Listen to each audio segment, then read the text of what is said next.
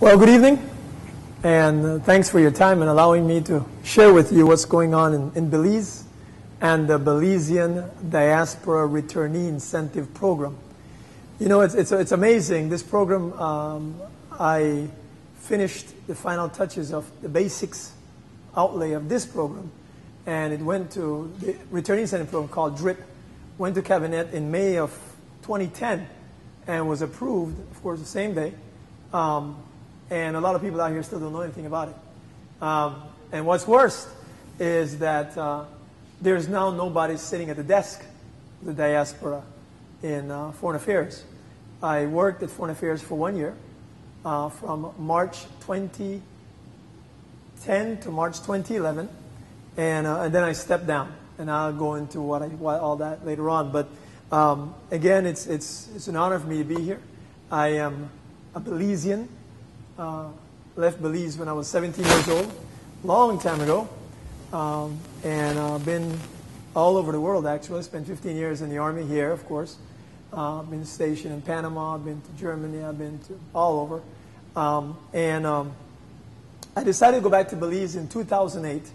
I was traveling back and forth on a few trips to the Prime Minister's office. I was working with the Right Honorable Esquivel, helping with the development of the program for dialysis. You know, we have people with sugar diabetes that are suffering, and that's our #1 killer in Belize, as a matter of fact, is that.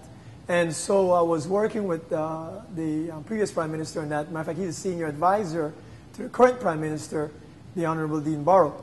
And actually, we had a driver that was taking me up to the PM's office, and he was going a little bit too fast. And he flipped and totally destroyed the vehicle, and he broke his hand, and thank God I just have some messed up shoulders and still suffering from that, but at least I am alive and I am here, so I thank God for that. Well, actually out there in that mud, in mile 41.5, 42, something like that, was where I felt the call to return to my country.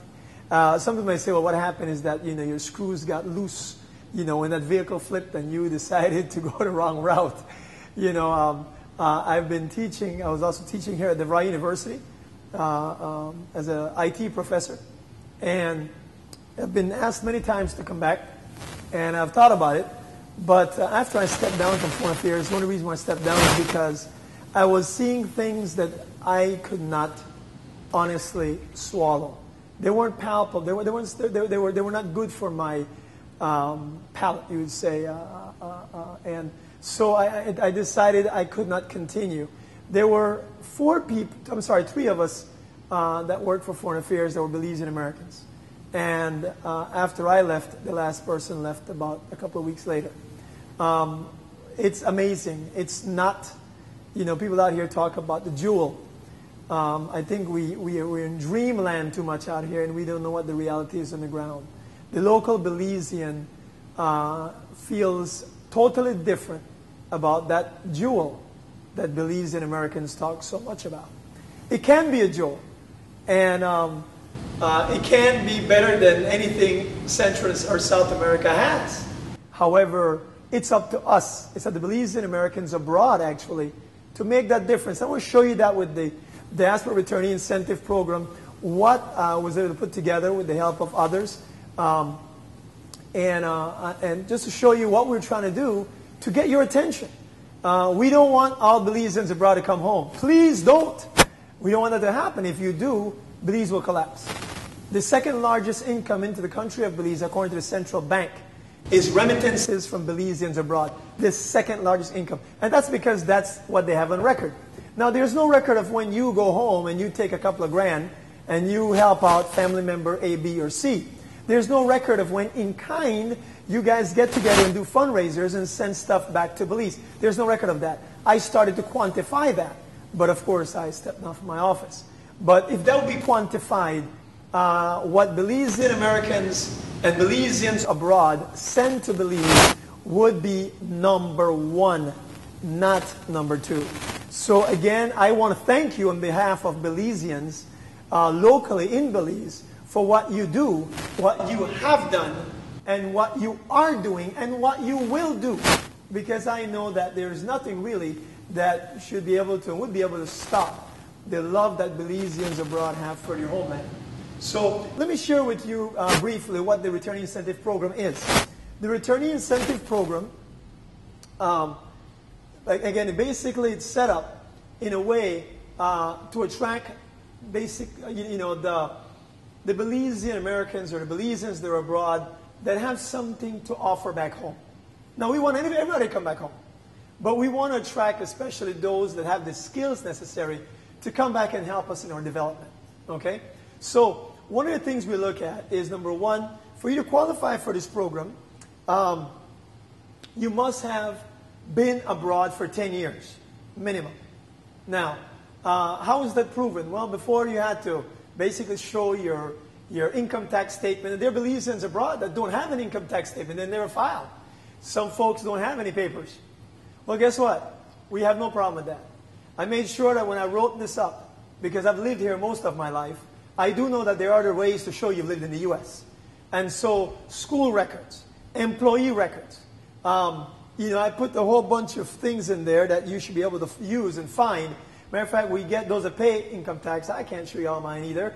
But if you would call or apply even online, you can get your Social Security statement to show what you paid in taxes in the last 10 years or whatever. So, there are ways to do this. But if you don't have it, we will find a way. We can even get a statement signed by a notary, sealed by a notary in your particular area saying that, you've been there. So there are ways of doing this. And we are not trying to find a reason to disqualify you. The program was created so we can qualify you. Okay? And for those who don't know, you pay anything from, I guess it's 50 or so to over 80-something% the value of a vehicle to take that vehicle home. And if you want to go home and you're a professor or a realtor or a doctor or a nurse or whatever, and you decide, you know what, I'm going to take a 6-month sabbatical and break from my job here. I'm going to go home and help out in the hospital for 6 months. Or you're in convalescence leave and you want to go home and do something.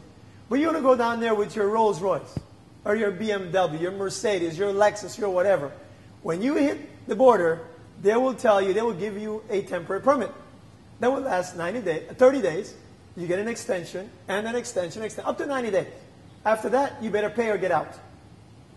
Okay? That's crazy.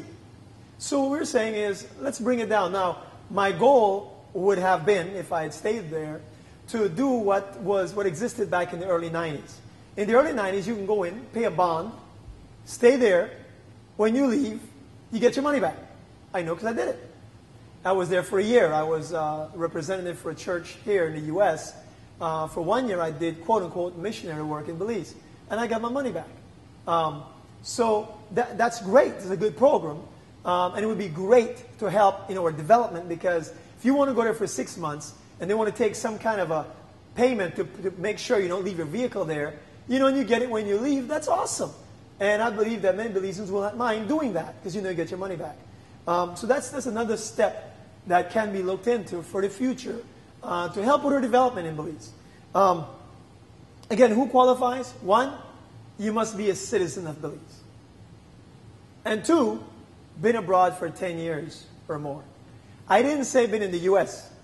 I said been abroad. You be in Jamaica. You be in the UK, in Canada, in Mexico, anywhere. Been abroad for 10 years, of course, consecutive. It's not 5 years now and 5 years, 20 years ago. No, it's 10 consecutive years. I want you to come back, bring a vehicle. In that vehicle, instead of you paying the full import duty, you will pay no import duty, absolutely. No GST, no import duty, no nothing. All you pay is something very minuscule, a 2% environmental tax. My vehicle, what they were supposed to charge me in my vehicle, I was the 7th person, I believe, 5th somewhere to use the program. And my vehicle, they were charging me $33,000 something to import my vehicle. That was in 2010, and I have a 2006 Toyota 4Runner. And so $33,000 Belize dollars. Now, I don't know about you, but I wasn't willing to pay no $33,000. I just want to take it back across the border and park it right there in someone's house or whatever it takes because it doesn't make any sense. So I end up paying just a tad bit over $1,300 and something dollars, or $1,034 and something like that. I don't remember the amount, but it was nothing compared to what I was originally supposed to pay. And that's because the program exists to attract professionals, especially, to come back and help in the development of our homeland. So again, to qualify, are you Belizean? Good, that's all. 10 years abroad, that's it. Nothing else. But how about those folks that have been here illegally? We don't care. What if they deport your brother? Well, you have access to all his goods. Send it to him. He qualifies. Okay? That's what it is. So, application process. You can download the forms off the internet, www.diaspora.belize.org. And just so you can understand the politics in Belize, that website was owned by the government of Belize until a few days ago when they decided not to pay for it anymore. So now I'm the one paying for it. Okay? So I've got to do something to be able to cover my costs because the government was paying for it. Now I'm paying for it.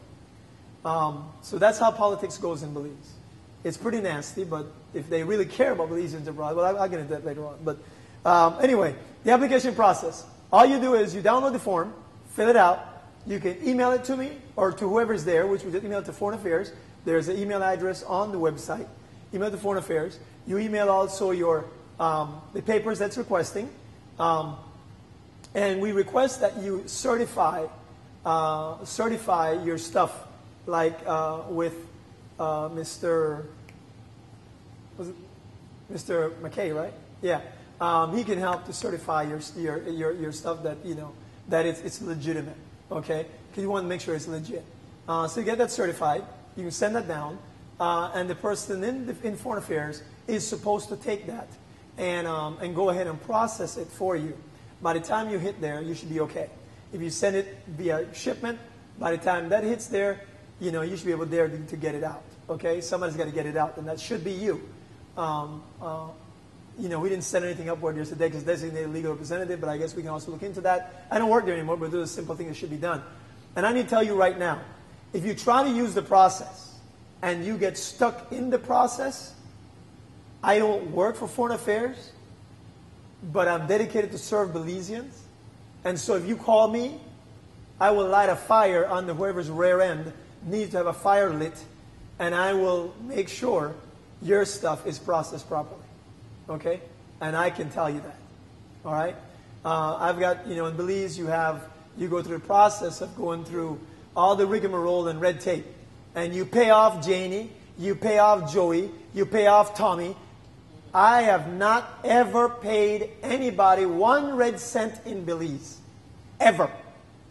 And I get whatever I want when I need it. If I need something now, I don't get it in 3 weeks. I get it now. And I can tell you example after example of where it's occurred. Belizeans don't demand good service. That's why they don't get it. When you demand good service, you will get good service. If in the U.S. we go to the store and they don't help us right, we ask who is the manager. Now, why when you go to Belize you don't do the same thing? But you pay off little Joey under the table. And by the way, when you do that, if you do that, that is a crime. And you can and should go to jail. And so should that person. That's a part of the laws of Belize. You cannot bribe a public officer. But it is practiced every day. Not because it's practiced makes it right. And so my request is that I will do what I can to help you, but I ask you not to keep on damaging our people by giving them what isn't theirs. Okay? Period. So, application process, again, it should take, on a normal deal, if you would apply, it should go through Foreign Affairs within 2 or 3 days. It should take up to 7 business days at 10 business days at finance. So if it goes through a normal process, you should have everything done within, I would say, about 15 calendar days. Okay? Normal process. If it's an urgent emergency or urgent, it can be done within less than an hour. Everything you need. I'm telling you because I've done it. So, gone are the days when you have to do things and wait for so many days and pay off Johnny. I've had people come through. Matter of fact, Dr. Cohen, I can mention him, came through, and he was coming from the Caribbean. And he was coming through, and he now works at KHMH, Major Hospital.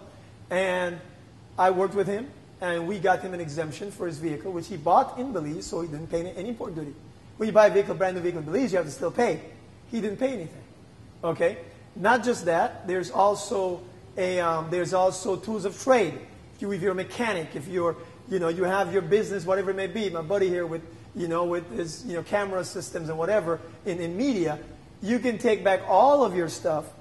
You got to show that that's your business, right? But you can take back all of your stuff, and we would request exemption for all of your goods. Okay? There is no cutoff amount.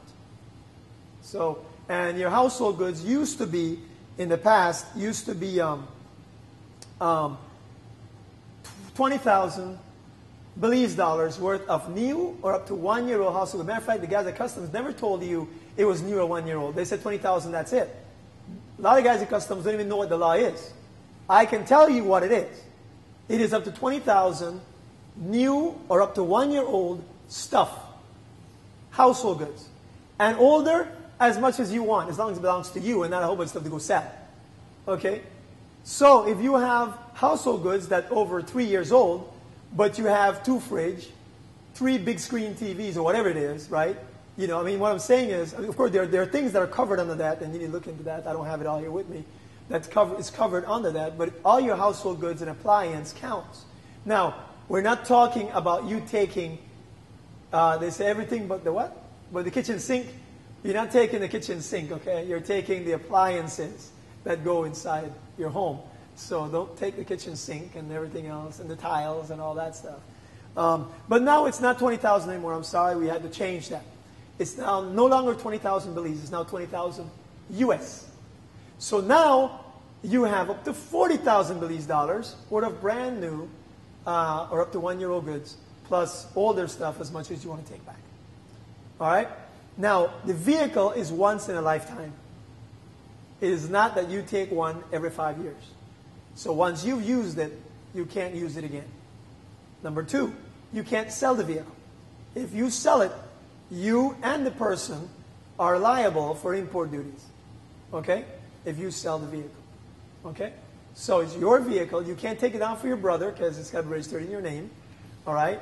So, and if you're caught, then there could be some legal ramifications for that. So, we want to do what I was told by someone in government, high in government, when they were fighting against me, they did not want me to push this program through.